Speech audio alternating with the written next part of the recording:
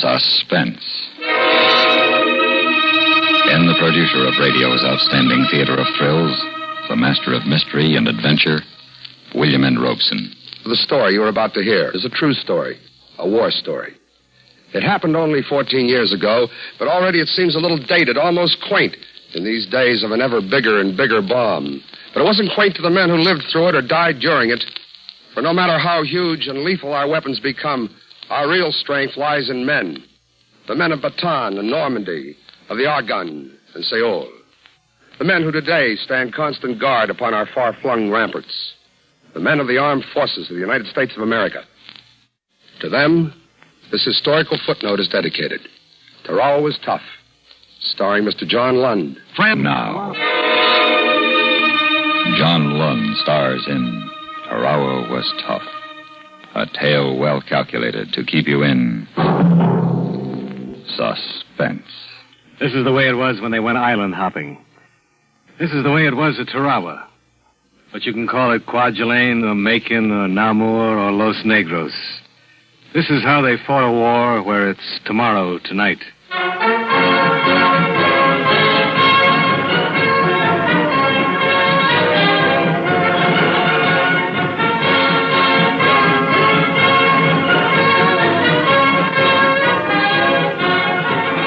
The training's all over now. You're ready to ship out.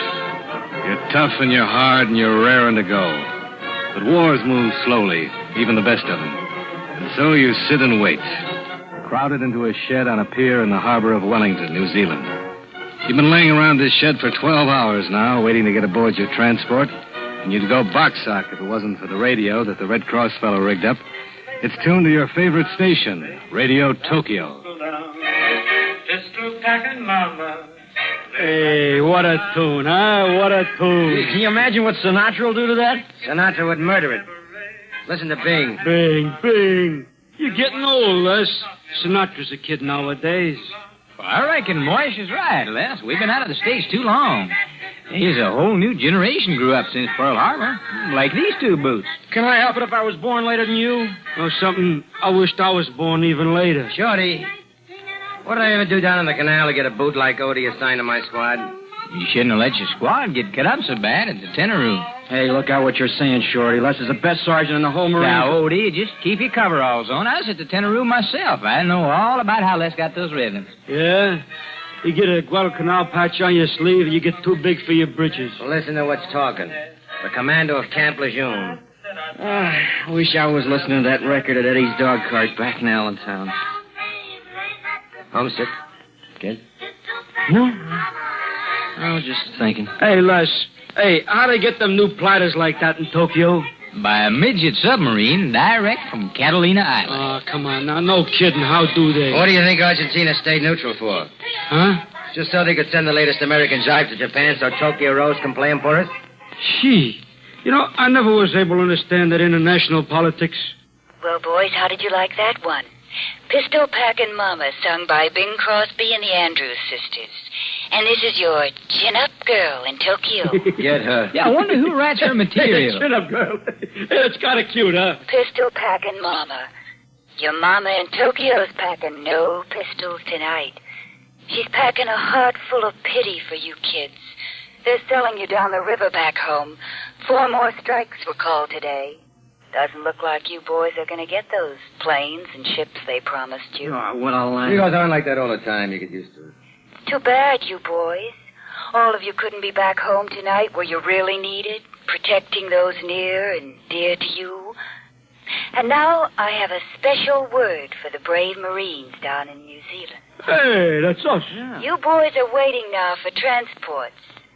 You don't know yet where you're going, but I do. You will sail in the morning to attack the Gilbert Islands in the Central Pacific. But you'll never get there. We're waiting for you with hundreds of submarines. I'm sorry for you boys.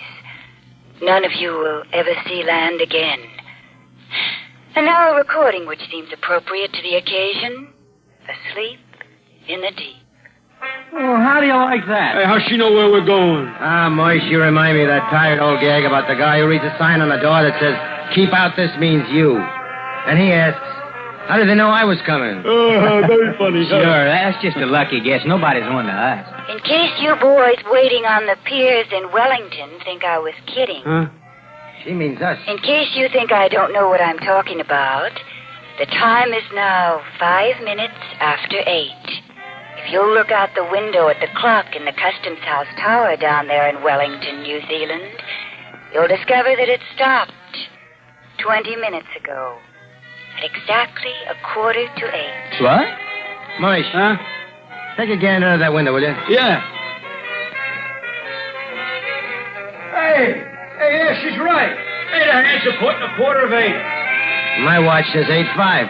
There you see, boys. Don't ever doubt your Tokyo chin-up girl again. Chins up, and bon voyage.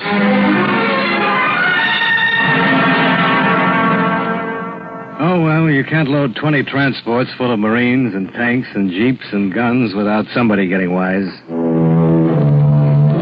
When you pull anchor early in the morning and meet your naval escort outside the harbor, you forget all about that dizzy broad on the Tokyo radio. Let them send all the subs they've got left. You'll be ready for them. Because you've never seen so many carriers and cruisers and battle wagons in your life. You know you're on your way to something big. And they don't leave you in the dark about it. New Zealand is just slipping under the horizon to the south when they herd you together for a chart talk. Man, there's been a lot of scuttlebutt about where we're going. And it's time we give you the lowdown because all of us have got a lot of work to do before we get there. Our job is to take Tarawa. Where's that? Never heard of it. Tarawa is the principal atoll in the Gilbert Islands. The Gilberts? What did that Tokyo Rose was right?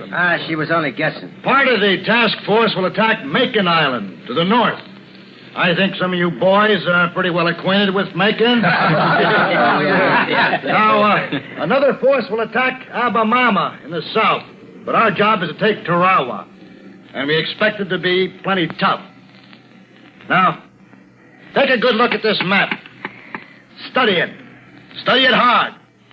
By the time we go over the side, I want you to know it as well as you know the drill ground at North Island. Now, the island of Badio, here on the extreme southeastern tip of the atoll, is where the Nips have their strongest fortifications. Now, you men who are at Guadalcanal will find this a much different operation. There's no jungle on Tarawa. That's a break. You mean we'll be able to see the little... before we shoot them? I won't guarantee that. Air reconnaissance shows that they're strongly entrenched. The airstrip is surrounded with pillboxes and echelons. That'll take flamethrowers. You'll be supported by flamethrowers, light and heavy tanks. Brother, this is going to be easier than the dry run at Paris Island. Don't be too sure about that. You'll have the strongest support any Marine force has ever had. The island will be softened up for us by naval and air bombardment and all that, but remember, you're going to have to take the island yourselves. On foot. With the weapons you can carry. That's okay with me. Now, the beaches will be designated red, yellow, and blue. You men are assigned to beach red. Hour after hour, you go over the maps and the charts and the air photographs, printing each detail in your memory, cramming like a kid before a geography exam. You only take time off to chow, to hit the sack, and to take your turn topside on the sunny deck. Oh, man, what a way to fight a war, huh? And I get paid for laying out here, getting this lovely tan. That's what you think. Oh, man. You know, I hope I'll be able to keep tan like this until I get back to Brooklyn. Boys, you better cover up. You look like a bad case of the 4th of July. Nah, I'm okay. I always get red like this here at first, but don't mean nothing. Now listen, Moish, we're getting near the equator. This sun is different than the sun in Canarsie. What are you talking? I don't see no difference. There ain't two suns, is there? No, it's the same sun. Well, then... You know what I'd like right now? Huh, what? A bottle of Mexican beer and a bowl of chili. Hey, chili. Hey, did you ever know any Mexican girls, Shorty? You know, if I try real hard, I can see a connection there. Don't try. I knew a Mexican girl in Dago once, while I was at North Island. No kidding. Yeah. Ever know a Mr. Smith in New York? No, I never run into him. That's funny. Yeah, friend of yours? No. Well, this Mexican girl, she was. What? Friend of mine. Get Casanova Greenberg. Huh? It was just you call me Odie, a son of dirty. Oh, not necessarily. Casanova was a guy who had a way with women. Oh. You noticed that about me, too, huh? Did I ever tell you about that Aussie girl I met in Sydney? She had false teeth, uppers and lowers, full set. So you talk. You might think that... But just to talk. Because nobody really listens. You talk because you don't want to listen to the pounding of your own heart, racing against time, against the too-soon time when it may stop forever. You talk, or you just lie there and look out at the blue, blue water, and you wonder, what are you doing here? How did you get here? And you wonder if Tokyo Rose was guessing, or did she really have the word? And you wonder, most of all, if you ever will reach dry land again.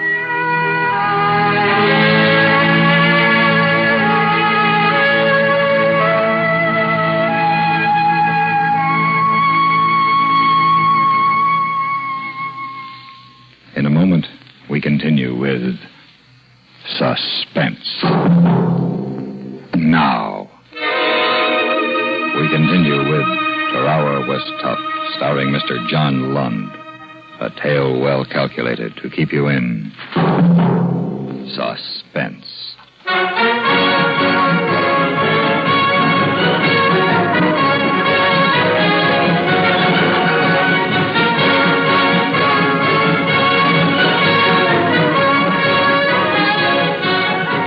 There are 2,000 Marines aboard this transport, and below decks it isn't exactly a cruise ship. The bunks are stacked 4 deep, and there isn't any headroom. You have to slip in sideways. Your gear hangs on the steel upright. Your netting-covered tin hat swings slowly with the motion of the ship. It's hot down here, and it stinks. It stinks of the sweat and cigarette smoke of hundreds of men. But you're not noticing any of this now. You're lying on your bunk with Moish up above you and Shorty below, studying that map of Tarawa. I sure wish we were going into Beach Yellow instead of Beach Red. Why? Well, Beach Red's next to that pier. I bet the Japs will have guns all over it. Kid, by the time we get ashore, that pier just won't naturally be there. The bombardment will take care of it. The brass has learned a lot since Guadalcanal. Was the canal tough, Shorty? Les never tells me much about it. Kid, it was tough, it was rugged, it was hell. This Tarawa thing gonna be a breeze. I hope you're right. Oh, boys, I just got the dope from the skipper. Yeah, what is it? When do we go over? My back. Hey, Odie, don't sit up so sudden. How's the sunburn, Moish? Terrible. Man, my back is just killing me. Why'd you lie on your stomach? Oh, it's burned worse. Oh, look, don't tell me I told you so, huh? But I did. You wouldn't have listened. What'd the captain say, Les? D-Day is the 20th. H-hour is 8:30 in the morning. Tonight's the 18th. And we go over day after tomorrow. We go over tomorrow night. And if you guys got any letters to write, now'd be a good time to do it. You read your Maori? No, not today. You better do it, kid. We're going to be pretty busy from now on. But you can't write. What can you say? You got too much on your mind to write. They spring a boat station drill long about 400 hours. By the time that's over, you got to line up for chow. You spend the rest of the day checking over the maps and photographs and your equipment down to the last cartridge and grenade. And as the day passes, you start to tighten up. You can feel the other guys tightening up, too. It's all over the ship. Everything's the same, the placid blue sea with the sun sparkling across it, the flung-out lines of transports and carriers and battle wagons. It's just like it has been for 6 days. But inside you, inside every man on board, it's different. It's hard to get your breath. Your heart's pounding like a trip hammer. Your nerves stretch tighter and tighter. And by nightfall, you feel that something has got to snap inside you. And then along about midnight, a loudspeaker box. All hands, secure condition 3. Set condition 1A. Oh, Hey, you hear that, here we Les? go. Come on, get your gear together. Relax, kid. That's for the Navy crew that's running this tub, the hired help. Yeah, you got plenty of time, Odie. That's the most you got of anything in a war. Time. Yeah, but maybe they changed the plan and we're going in earlier, huh? Now, you know the Admiral wouldn't go and do anything like that without consulting you, Moish. Odie, did you write your ma tonight? No, I've been too... Well, I've been getting my gear together. Listen, kid. You better write your ma now. You still got time. I don't know what to tell her. Tell her you're having a wonderful time. Tell her about how pretty the palm trees look in the moonlight. Tell her you hope she's getting enough to eat back home. Tell her anything to keep her morale up. While the Marines lay around on their bunks down below in the blue battle lights, there's plenty doing topside. From the boat deck, davits creak and groan as the LCPs, the landing craft personnel, go into the water. From the forward and after decks, the winches sputter and choke, dropping the big LCMs, landing craft mechanized, over the side. Finally, they're all away and cruising astern in a loose, turning circle.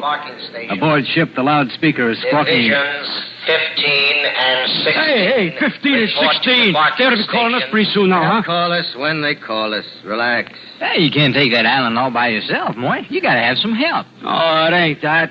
I want to get it over with so I can take this equipment off. Hey, straps of murder in my sunburn. Oh, don't you worry about that. Japs will take the sunburn off you, man, won't they, Les? Yeah. How do you feel, Odie? Okay. Scared, kid? Me scared? Heck no. Listen, brother. Let me tell you something. You look scared. You act scared. You're lying like The only difference between you and Les is Les don't look or act scared. Are you scared, Les? Sure I am. Scared to death. Oh, Les, I'm glad you said it, because honestly, I'm so scared I don't know if I'm gonna kid, it's just natural. guys, where's the chaplain? Well, he ain't there in the head. We're looking for him everywhere. Last I saw him, he was aft in the sick bay hearing prayers. Well, thanks, Mac. You better hurry. He's got to line down that deck as long as a Gene Autry picture in Abilene on a Saturday night. Divisions 17 and 18 report to debarking stations. 18, that's us. Come on, Les. Hurry up. Come on, Shorty. Well, you better save your strength, kid. You're going to need it later.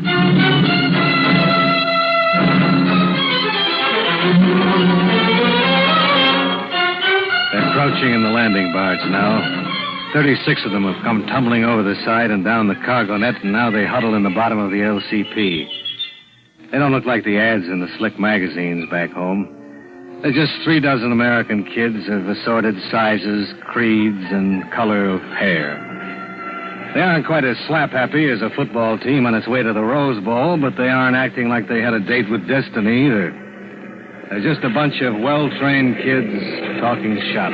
Now, Odie, mind what I told you. When we get ashore, you keep your butt down. Yeah, that's important, Odie. You ain't got a tin hat on your tail. Another thing, first time on the fire, maybe you'll freeze. Well, don't let that worry you. Just freeze. I'll be there to look after you. Oh, Les, you treat me like a kid. I can take care of myself. Now, you hear me. I'm looking after you, see? Who's going to look after you, Sergeant York? It's not yet dawn, and the boats are cruising around in a circle at the rendezvous point, a mile off the beach. It's quiet except for the purring of the engines and the low talk of the men. And then, way off toward the horizon, there's a jagged ball of sparks. Hey, what was that? The Navy. Battleships and cruisers offshore. Doing our work for us. Brother, when they get through pounding that beach, there won't be a Jap left to rig a booby trap. That, boys, is what is known as softening up. Oh, I told you this is going to be a pushover. It takes hours to organize and land an invasion force.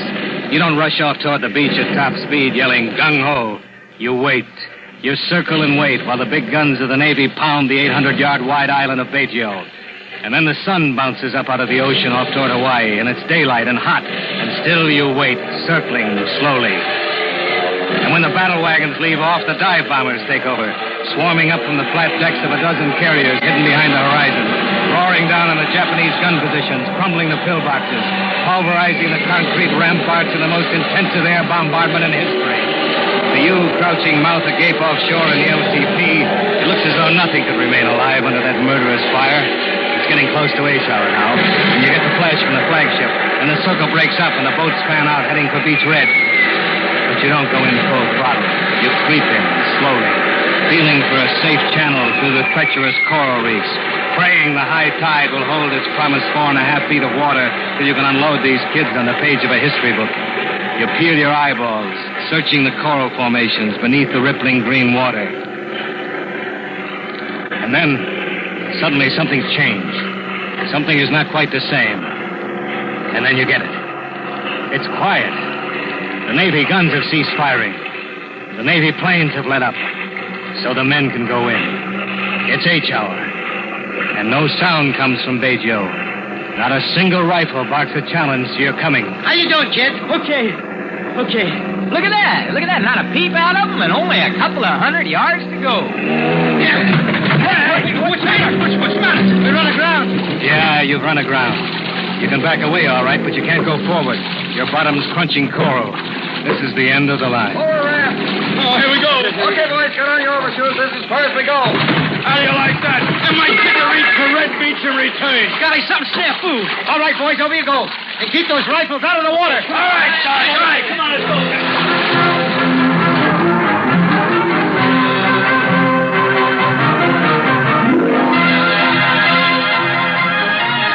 Too many Japs went to school in the States. Too many Nips read American history. They know about Bunker Hill and don't fire until you see the whites of the enemy's eyes. And as soon as the boys drop into the water, they open fire up from a dozen hidden pillboxes. Gun to your heads when you see the splashes coming your way. Hey, there, here. Keep waiting, guys. How you doing, kid? Come on, Island. Come on, Island. Hey, it's murder. It's murder, all right. All up and down the beach, the men are pouring out of the LCPs into a hot wall of death. This is Beach Red. The brass hats to make up the code named it well for this day. The beach is red, all right, and the surf breaking red upon it. Blood red. Standing off the reef, the landing barges are helpless. All except one. It finds a curving channel through the coral and pushes its front nose inshore to pick up the wounded. It's tough going wading through water up to your chest, holding your gun over your head, the machine gun bullet kicking up rows of white splashes just in front of you. But you're not scared now. You've only got one thing on your mind now. You've got to get to that beach. No, you're not scared. But you're mighty glad Les is right here beside you. Come on, kid. So much further. Come on, you, Les. Hey, who said this was going to be a pushover? Hey, Les. Odin, where are you? Hurry up, Shorty. We got to get to that beach and dig in. Where are you? Les? Odin? Les, look. Shorty, he's waiting back out to sea looking for us. His face is all shot up. Les, he's blind. Don't look, kid. There's nothing we can do for him. We got to get to that beach. Hey, we ain't going any place if we're not careful. What's the matter? There's a sniper in that wrecked LCP. Look. They're shooting this way. Get down, Odie. Get stopped. Les! He stopped one. He stopped one that had my name on it. All right, there's an LCP over there picking up wounded. We got to get him out of here. LCP! Over this way! Hey! Wounded man! Navy! Bring that boat over here! Hey, see this, Odie. They're coming. It's going to be okay, Les. I'll take care of you. I'll get you back to the transport. You're going to be okay, Les. You got a trip home howling this, kid. You get back home to see Mom. Right over here, man. Is he hurt bad? I don't know. He can't talk. All right, give me a hand. Bust him up, will you? He's pretty heavy. Okay. I got it, Phil. Hey, wait a minute. What's the matter? I can't take this man. I'm only picking up wounded. He's dead. He's dead? Yeah, I'm only taking a wounded. Look, Sailor. Look, he's my brother. Your brother? Yeah, you see, I can't leave him here. Yeah.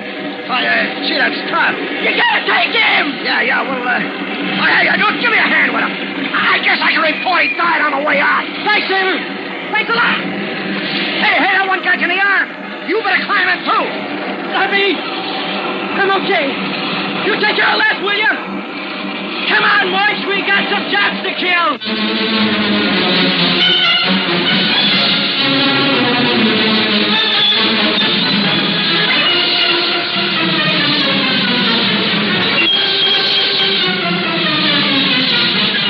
Yes, Tarawa was tough.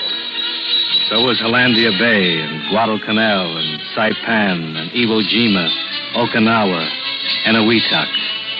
But they were won and held by men. Even the final island of Honshu, on which the two first adolescent bombs burst, was finally won and held by men. The men of the armed forces of the United States. The men whom America honors.